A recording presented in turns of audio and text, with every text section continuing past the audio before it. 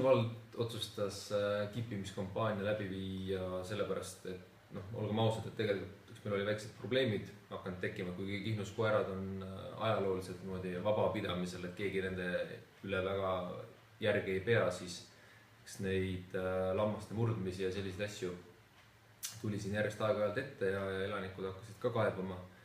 Ja kuna koeraomaniku kohustus on oma koera üle järge pidada ja see meie omavalitsuse kohustus on koeraomaniku üle järge pidada, siis see kiipimine sai volikogus kohustuslikuks tehtud ja täna siis see aktsioon ka läbi viiakse ja tuleb välja, et väga palju koeraomanikud on siis ikkagi kohale tulnud.